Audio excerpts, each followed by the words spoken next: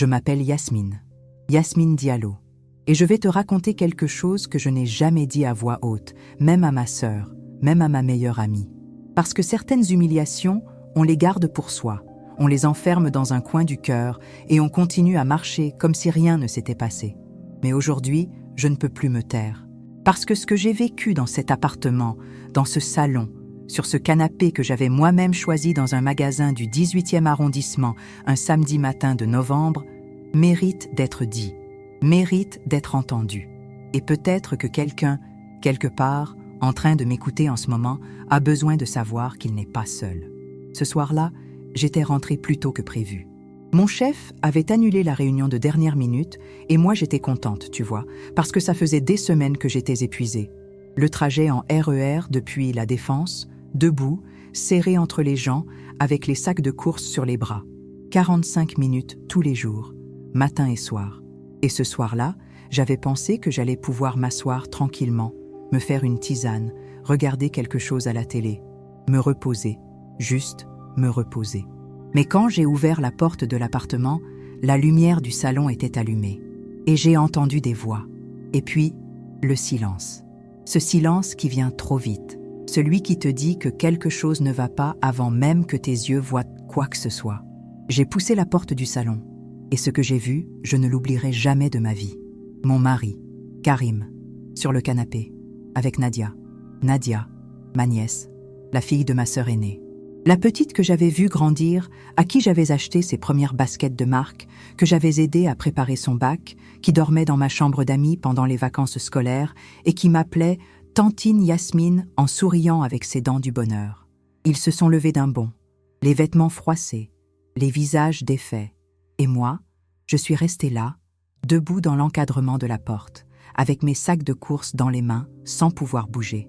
Pas parce que j'avais peur, pas parce que j'étais faible, mais parce que ce moment précis, était tellement inimaginable que mon cerveau refusait de le traiter comme quelque chose de réel. Si cette histoire te touche déjà, si tu sens que tu as besoin d'entendre la suite, je t'invite à t'abonner à cette chaîne maintenant et à activer la cloche de notification. Parce que je publie régulièrement des histoires comme celle-ci. Des histoires vraies, des histoires de femmes qui ont tout donné et qui ont dû tout reconstruire. Et si toi aussi tu as vécu quelque chose qui t'a marqué, quelque chose que tu portes depuis longtemps, laisse-le dans les commentaires. Raconte-moi. Tu seras peut-être surpris de voir combien de personnes ressentent exactement la même chose que toi. Karim a commencé à parler. Il disait n'importe quoi. Des mots qui ne tenaient pas ensemble, des excuses qui n'avaient ni queue ni tête. C'est pas ce que tu crois. Laisse-moi t'expliquer. Tu rentres toujours à cette heure-là, pourquoi t'es là si tôt? Comme si le problème, c'était moi. Comme si le fait que je sois rentrée plus tôt que prévu était la vraie faute dans toute cette histoire. Et Nadia, elle, n'a pas dit un mot. Elle regardait par terre. Elle tenait son téléphone dans la main, comme si elle cherchait une sortie de secours dans l'écran. Cette petite que j'avais tenue dans mes bras quand elle était malade, que j'avais accompagnée chez le médecin quand sa mère travaillait de nuit, cette petite qui m'avait envoyé un message le jour de mon anniversaire pour me dire que j'étais la meilleure tantine du monde. J'ai posé mes sacs sur le sol, lentement. Très lentement, et j'ai regardé Karim dans les yeux. Je lui ai dit que j'allais appeler la police. Pas pour une raison précise, juste parce que c'est la première chose qui m'est venue. Je voulais que quelqu'un d'autre soit là. Je voulais ne pas être seule dans cette pièce avec eux deux. Et là, Karim a fait quelque chose que je n'aurais jamais attendu de lui. Il a souri, un sourire froid, calme, presque amusé, et il a dit « Appelle qui tu veux, Yasmine. Cet appartement, il est à mon nom. La voiture, elle est à mon nom. Le bail, il est à mon nom. T'as rien ici. Tu peux partir si tu veux, mais c'est toi qui partiras. » Il a dit ça comme si c'était un fait simple, comme si la trahison n'avait pas eu lieu, comme si le seul sujet qui comptait, c'était les documents administratifs et les noms écrits sur les papiers. Et moi, j'ai failli le croire. Parce que c'était vrai, en partie. L'appartement était loué à son nom. Le contrat de location, c'était lui qui l'avait signé quand on s'était installés ensemble, 7 ans plus tôt. Il gagnait plus que moi à l'époque. Et on avait fait comme ça parce que c'était plus simple. J'avais accepté sans me poser de questions, parce qu'on était mariés et que je pensais que le mariage voulait dire que ce qui était à lui était aussi à moi. Je ne savais pas encore ce soir-là, mais cette pensée, cette croyance naïve et sincère que j'avais eue pendant 7 ans, allait devenir son plus grand regret. Nadia est partie sans me dire au revoir. Elle a pris son manteau sur la chaise et elle est sortie sans me regarder. J'ai entendu la porte se fermer. Et là, pour la première fois depuis que j'avais poussé la porte du salon, je me suis mise à trembler. Pas à pleurer, juste à trembler. Mes mains, mes épaules, mes genoux. Je suis allée dans la chambre. J'ai fermé la porte à clé. J'ai entendu Karim qui parlait de l'autre côté, qui disait qu'on pouvait discuter, qu'il fallait être adulte, qu'on était tous les deux fatigués et stressés et que les choses pouvaient s'expliquer. Et moi, j'étais assise au bord du lit, sur ce lit qu'on avait partagé pendant 7 ans, et je regardais mes mains trembler, sans pouvoir les arrêter. Je m'appelle Yasmine Diallo. J'ai 52 ans. Je suis arrivée en France à l'âge de 19 ans depuis Dakar, avec 2 valises et une bourse universitaire. J'ai fait mes études ici. J'ai appris la ville, le métro, les hivers, les formulaires administratifs, les codes de la politesse française qui ne ressemblent à rien de ce qu'on t'apprend chez toi. J'ai travaillé pendant 30 ans. J'ai élevé ma nièce comme une fille pendant des mois chaque année. J'ai construit quelque chose que je croyais solide. Et en une seule heure, un mardi soir de mars, tout s'était effondré. Mais voilà ce que Karim ne savait pas. Ce qu'il n'avait pas pris la peine de savoir parce qu'il était trop sûr de lui, trop convaincu que les papiers lui donnaient tous les droits. Il y avait quelque chose dans les documents de notre mariage, quelque chose que j'avais signé il y a 7 ans lors de notre passage à la mairie du 19e arrondissement, un détail que lui n'avait jamais vraiment lu, jamais vraiment compris, un détail légal que son arrogance lui avait fait ignorer pendant toutes ces années. Et ce détail allait changer absolument tout. Le lendemain matin, je me suis levée à 5 heures. Karim dormait sur le canapé. Il avait dû s'y endormir tard. Je n'ai pas fait de bruit. Je suis allée dans le tiroir du bureau, celui où on gardait les papiers importants, les contrats, les relevés bancaires, les documents administratifs. J'ai tout pris. J'ai mis tout ça dans un grand sac en papier. Et je suis sortie de l'appartement avant qu'il se réveille. J'ai marché jusqu'au café en bas de la rue. Il ouvrait à 6 heures du matin. Un vieux café avec des tables en formica et des chaises en plastique rouge, tenues par un homme que j'avais vu vieillir en 20 ans de quartier. Je me suis installée dans un coin. J'ai commandé un café et j'ai commencé à lire les documents un par un. Je cherchais quelque chose sans savoir exactement quoi. Ou peut-être que je savais, quelque part, au fond de moi. Peut-être que j'avais toujours su qu'il y avait quelque chose là, dans ces papiers, que je n'avais jamais pris le temps d'examiner vraiment, parce que j'avais confiance. Parce que quand on fait confiance à quelqu'un, on ne relit pas les contrats, on ne vérifie pas les détails. On part du principe que les choses sont ce qu'elles ont l'air d'être. Mais les choses ne sont jamais exactement ce qu'elles ont l'air d'être. J'ai trouvé le contrat de mariage.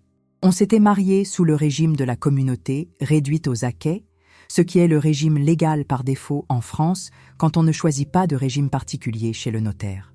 Ça voulait dire que tous les biens acquis pendant le mariage appartenaient aux 2 époux à parts égales, peu importe lequel des 2 avait signé les contrats ou mis son nom sur les documents. L'appartement qu'on louait depuis 5 ans, le loyer qu'on payait chaque mois avec notre argent commun, le compte joint sur lequel on versait nos salaires, la voiture achetée avec notre épargne commune, tout ça était à nous 2.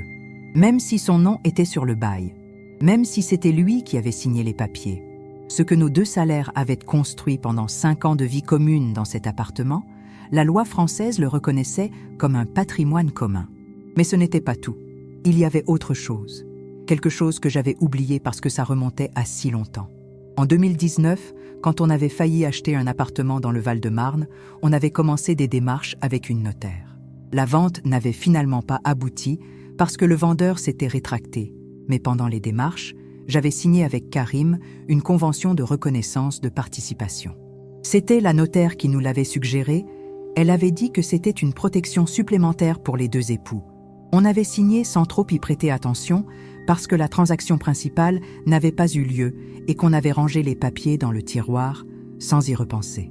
Cette convention reconnaissait explicitement ma participation financière dans tous les biens du foyer à hauteur de 48%. Elle avait été signée devant notaire. Elle avait valeur légale. Et Karim, dans son discours de la veille sur les noms sur les contrats et les papiers à son nom, avait complètement oublié qu'elle existait. Ou peut-être qu'il ne l'avait jamais vraiment lue, ou peut-être qu'il avait pensé qu'elle ne s'appliquerait jamais parce qu'on ne se séparerait jamais. Parce que les hommes comme lui ne pensent pas à ces choses-là. Ils ne pensent pas à l'après. Ils ne pensent pas aux conséquences. Ils vivent dans l'instant de leur propre certitude et ils croient que ça suffit. J'ai bu mon café jusqu'à la dernière goutte. J'ai regardé les gens entrer dans le café un par un, les travailleurs matinaux, un livreur avec son blouson orange, une femme avec un landau, un vieux monsieur avec son journal. Et j'ai senti quelque chose de bizarre se passer en moi. Pas de la colère, pas de la tristesse, quelque chose de plus calme que ça. Quelque chose qui ressemblait à une décision. J'ai sorti mon téléphone et j'ai cherché le nom d'une avocate. Pas n'importe quelle avocate. J'avais entendu parler d'elle par une collègue, il y a 2 ans, lors d'une conversation anodine pendant la pause déjeuner. Une avocate spécialisée en droit de la famille, quelqu'un qui connaissait exactement ce genre de situation. Maître Sandrine Moreau, cabinet dans le 14e arrondissement. J'avais même gardé son nom dans mes contacts sans vraiment savoir pourquoi, comme si quelque chose en moi avait préparé ce moment à mon insu. J'ai pris rendez-vous pour le lendemain matin. Ce soir-là, je suis retournée à l'appartement. Karim était là. Il avait changé de ton. Il ne parlait plus de papier et de noms sur les contrats. Il voulait discuter. Il voulait qu'on se parle. Il disait que c'était une erreur, que ça ne voulait rien dire, que Nadia n'était qu'une passade, comme si ça arrangeait quoi que ce soit de le formuler comme ça.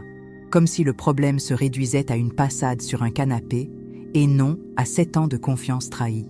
Je l'ai laissé parler. Je n'ai rien dit. J'ai préparé à manger, j'ai mangé, j'ai fait la vaisselle, j'ai regardé les informations à la télé. Et quand il a fini par me demander si j'allais répondre, si j'avais quelque chose à dire, j'ai juste dit que j'étais fatiguée et que j'allais me coucher. Il ne savait pas que j'avais les papiers dans mon sac. Il ne savait pas que j'avais rendez-vous avec une avocate le lendemain. Et il ne savait pas ce que j'avais trouvé dans ce tiroir ce matin-là au café, assis devant un café refroidi, et les larmes que je refusais de laisser couler. Maître Moreau m'a reçu le jeudi matin à 9h. Cabinet calme, lumière naturelle. Une femme d'une 50aine d'années avec des lunettes à monture fine et une façon de parler qui donnait l'impression qu'elle avait déjà entendu 1000 histoires comme la mienne et qu'aucune ne l'avait surprise depuis longtemps, mais qu'elle prenait chacune au sérieux quand même. Je lui ai tout raconté. La scène du canapé, les mots de Karim sur les papiers à son nom, le contrat de mariage. La convention de 2019, elle a écouté sans m'interrompre, elle a pris des notes, et quand j'ai eu fini, elle a posé son stylo et elle m'a regardé avec une expression que je n'oublierai pas de sitôt. Elle m'a dit « Madame Diallo, votre mari a fait une très grande erreur, pas seulement morale, juridique. » Et là, pour la première fois depuis 2 jours, j'ai senti quelque chose se desserrer dans ma poitrine. Maître Moreau m'a expliqué ce que je savais déjà, mais que j'avais besoin d'entendre d'une voix professionnelle, d'une voix qui connaissait la loi, le régime matrimonial, la convention de 2019, mes droits sur le logement commun en tant qu'épouse, le fait que Karim ne pouvait pas me mettre à la porte d'un appartement financé en partie par mon salaire, le fait que la trahison conjugale constituait un motif reconnu dans le cadre d'une demande de divorce aux torts exclusifs. Elle m'a parlé des étapes, de ce qu'on allait faire, de comment on allait procéder, et elle m'a dit quelque chose que je n'attendais pas. Elle m'a dit qu'il y avait peut-être davantage que je ne pensais, que si Karim avait géré les finances du foyer de manière unilatérale pendant les années de mariage, si des décisions avaient été prises sans mon accord sur des biens communs, il y avait peut-être des réclamations supplémentaires à explorer. Elle voulait voir tous les relevés bancaires, tous les contrats, toutes les correspondances importantes. Je lui ai remis le grand sac en papier, tout dedans. Elle a regardé quelques documents rapidement et elle a dit qu'elle me rappellerait dans la semaine. Je rentre à la maison ce soir-là avec une sensation étrange. Pas de la paix, non. Plutôt quelque chose qui ressemble à de la clarté. Comme quand le brouillard commence à se lever sur la scène le matin et que tu commences à distinguer les formes des choses. Tu sais pas encore exactement ce que tu vois, mais tu sais que c'est là, que c'est réel, et que ça ne va nulle part. Karim était dans le salon. Il regardait la télé, les pieds sur la table basse, avec cette façon qu'il avait d'occuper l'espace comme si tout lui appartenait naturellement. Il m'a regardé entrer sans dire un mot. Et moi j'ai fait pareil. J'ai posé mon manteau sur le porte-manteau de l'entrée, j'ai enlevé mes chaussures et je suis allée dans la cuisine. Il y avait des jours comme ça, dans notre mariage, où on se croisait dans l'appartement comme 2 étrangers dans un couloir de métro. Des jours où les mots coûtaient trop cher et où le silence était plus honnête que n'importe quelle conversation. Sauf que là, ce silence à moi avait une couleur différente. Ce silence à moi, il savait quelque chose que lui ne savait pas encore. Le vendredi, ma sœur Mariama m'a appelé. la mère de Nadia. Elle avait appris ce qui s'était passé, je ne sais pas comment. Peut-être que Nadia lui avait dit quelque chose, peut-être qu'elle avait deviné à la façon dont sa fille évitait de répondre au téléphone. Mariama pleurait. Elle me demandait pardon pour Nadia, pour elle-même, pour sa famille. Elle disait qu'elle comprenait pas comment sa fille avait pu faire ça, que ça n'avait aucun sens, que Nadia avait été élevée mieux que ça. Je l'ai écoutée, je ne l'ai pas interrompue, et quand elle a eu fini, je lui ai dit que je ne lui en voulais pas à elle, que ce que Nadia avait fait ne la définissait pas comme mère, que les enfants font parfois des choses que leurs parents n'auraient jamais imaginées possibles, et que moi, ma colère, elle n'était pas dirigée vers Nadia en premier lieu. Elle était dirigée vers l'homme qui avait invité cette trahison dans notre foyer, sur notre canapé, pendant que j'étais au travail à prendre le RER debout depuis la Défense. Mariama a pleuré encore un peu. Et puis elle a dit quelque chose que je n'attendais pas. Elle a dit que Nadia lui avait confié que ce n'était pas la première fois, que ça durait depuis plusieurs mois, que Karim avait dit à Nadia qu'il allait quitter le mariage de toute façon, qu'il attendait juste le bon moment. J'ai raccroché. Je me suis assise sur le bord du lit. Et là, quelque chose s'est cassé en moi. Pas ma dignité, pas ma force, quelque chose d'autre. Une illusion peut-être. L'illusion que même si c'était une erreur, même si c'était une faiblesse de sa part, c'était au moins quelque chose d'impulsif, quelque chose qui n'avait pas été planifié. Mais non. Ça durait depuis des mois. Il avait planifié de partir. Il m'avait regardé tous les matins pendant des mois, en sachant ce qu'il faisait derrière mon dos. Il avait mangé à ma table, dormi dans mon lit, accepté mes repas et mon silence et ma présence, tout en construisant quelque chose ailleurs avec la fille de ma propre sœur. Et pourtant, c'est à ce moment précis que j'ai arrêté de trembler. Définitivement. Comme si la vérité, même quand elle est laide, est toujours moins épuisante que le doute. La semaine suivante, Maître Moreau m'a rappelé. Elle avait examiné tous les documents, et ce qu'elle avait trouvé dépassait ce que j'avais espéré. En 2021, Karim avait ouvert un compte épargne à son seul nom avec une partie de notre argent commun. Il avait transféré régulièrement des sommes depuis notre compte joint vers ce compte personnel, sur une période de presque 2 ans. Des montants modestes pris séparément, mais qui représentaient en tout plus de 14 000 €. De l'argent que j'avais contribué à gagner, de l'argent que nos 2 salaires avaient produit ensemble, et qu'il avait mis de côté, seul, sans me le dire, comme si c'était son argent à lui et pas le nôtre. Maître Moreau avait un mot pour ça. Elle a dit que dans le cadre du divorce, cette gestion unilatérale des fonds communs pouvait constituer un préjudice financier caractérisé. Elle a dit que ces sommes seraient réintégrées dans le calcul de la liquidation du régime matrimonial, que non seulement je n'allais rien perdre dans ce divorce, mais que Karim allait devoir rendre des comptes sur chaque euro qu'il avait détourné de notre vie commune. J'ai demandé combien de temps ça allait prendre. Elle m'a dit que ça dépendrait de lui, de sa coopération ou de son refus de coopérer. Elle m'a dit que dans les cas où le conjoint pense avoir le dessus parce qu'il a mis son nom sur les contrats, il y a souvent une surprise désagréable quand il découvre ce que la loi française prévoit réellement. Et que cette surprise-là, en général, elle accélère les choses. J'ai signé le mandat ce jour-là. Et je suis rentrée à l'appartement pour la dernière fois. Karim était là. Il avait cuisiné, ce qui ne lui arrivait presque jamais. Il y avait de la musique dans le salon. Il essayait quelque chose, je ne sais pas exactement quoi. Une réconciliation peut-être, ou juste retarder l'inévitable. Il m'a souri quand je suis entrée.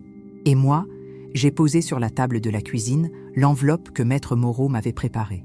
Une lettre officielle de notification, comme elle appelait ça. La première étape formelle de la procédure de divorce. Il a regardé l'enveloppe, il a regardé mon visage. Et pour la première fois depuis la nuit du canapé, il n'avait plus ce sourire froid et certain de lui. Il avait l'air de quelqu'un qui commence à comprendre que la partie n'est pas celle qu'il croyait jouer. Il a ouvert la lettre, il a lu, et je l'ai regardé lire sans rien dire. Je n'avais besoin d'aucun mot. Les mots étaient sur le papier. Ils étaient clairs, précis, légaux. Ils disaient ce que j'avais à dire, mieux que je n'aurais pu le formuler moi-même, après 2 semaines d'insomnie et de larmes avalées. Il a posé la lettre. Il a dit que c'était n'importe quoi, que son nom était sur le bail, que l'appartement était à lui, que j'avais aucun droit de faire ça. J'ai dit juste une chose. J'ai dit « Appelle un avocat » et je suis allée dans la chambre faire ma valise. Pas parce que je partais pour toujours, pas parce qu'il avait gagné, mais parce que j'avais besoin de quelques nuits chez mon amie Fatoumata pour respirer, pour dormir, pour ne pas partager l'air de cet appartement avec lui pendant que les choses se mettaient en place. Maître Moreau m'avait dit que partir temporairement ne changeait rien à mes droits. Elle m'avait dit de ne pas m'inquiéter pour ça. Je suis restée 2 semaines chez Fatoumata. Elle m'a hébergée sans poser de questions inutiles. Elle m'a nourrie. Elle a regardé des films avec moi le soir pour qu'on pense à autre chose. Fatoumata, on se connaît depuis l'université, depuis nos 20 ans à Jussieu, depuis les nuits à réviser pour les partiels dans sa petite chambre du foyer universitaire. Elle a vu des choses dans ma vie que personne d'autre n'a vues. Et elle savait, sans que j'aie besoin de lui expliquer, que je n'avais pas besoin de conseils. J'avais besoin de présence, juste de présence. Karim a appelé un avocat. Et son avocat, apparemment, lui a dit la même chose que ce que Maître Moreau m'avait dit, que les noms sur les contrats ne voulaient pas dire ce qu'il croyait, que le régime matrimonial s'appliquait, que la convention de 2019 était valide, et que les transferts vers son compte personnel allaient me poser un problème sérieux dans la liquidation. Il m'a envoyé un message 3 semaines après. Un long message, sur WhatsApp, avec des fautes d'orthographe parce qu'il écrivait vite et mal quand il était stressé. Il disait qu'il voulait trouver un arrangement à l'amiable, qu'il ne voulait pas que ça traîne, qu'il était prêt à être raisonnable. J'ai transmis le message à Maître Moreau. Elle a souri, je crois, même si je ne la voyais pas au téléphone. Elle a dit « Parfait, c'est exactement ce qu'on voulait ». La procédure a duré 8 mois. 8 mois pendant lesquels j'ai continué à travailler, à prendre le RER, à boire mon café le matin, à appeler Mariama le dimanche soir. 8 mois pendant lesquels Karim a compris progressivement que son nom sur les contrats ne lui donnait pas les droits qu'il pensait avoir, que notre mariage, ces 7 années, cette vie commune, avait une valeur légale que ni son arrogance, ni son sourire froid ne pouvaient effacer. Au moment du règlement final, les 14 000 € du compte épargne cachée ont été réintégrés. La part qui me revenait sur les biens communs a été calculée, et une somme que je n'aurais pas imaginé recevoir 2 ans plus tôt m'a été versée. Pas une fortune, mais suffisamment pour me permettre de poser une caution et un premier mois dans un appartement à moi, dans le 12e arrondissement, avec des fenêtres qui donnent sur une cour tranquille et un bout de ciel propre. Karim est parti s'installer ailleurs. Je ne sais pas où exactement et je n'ai pas cherché à le savoir. Ce qu'il fait de sa vie ne me concerne plus. Nadia m'a envoyé un message, il y a quelques mois. Un court message. Elle disait qu'elle était désolée, qu'elle avait honte, qu'elle comprendrait si je ne lui répondais jamais. Je n'ai pas répondu tout de suite. J'ai attendu plusieurs semaines. Et puis un dimanche matin, j'ai écrit 3 mots. Je sais, c'est tout. Pas de pardon, pas de colère. Juste, je sais. Parce que c'était la vérité. Je savais ce qu'elle avait fait. Et je savais aussi que ma paix ne pouvait pas dépendre de sa honte à elle. Aujourd'hui, je m'appelle toujours Yasmine Diallo. J'ai 52 ans. Je bois mon café le matin devant ma fenêtre qui donne sur la cour. Je prends encore le RER depuis la Défense, debout, serré entre les gens. Mais quand je rentre le soir, j'ouvre ma porte à moi. Je pose mes affaires dans mon entrée à moi. Je m'assieds sur mon canapé à moi. Et personne ne peut me dire que je n'ai rien ici. Si cette histoire t'a touché, écris dignité dans les commentaires. Parce que la dignité, elle ne s'efface pas avec un nom sur un contrat. Et si tu veux entendre d'autres histoires comme celle-là, reste ici avec moi.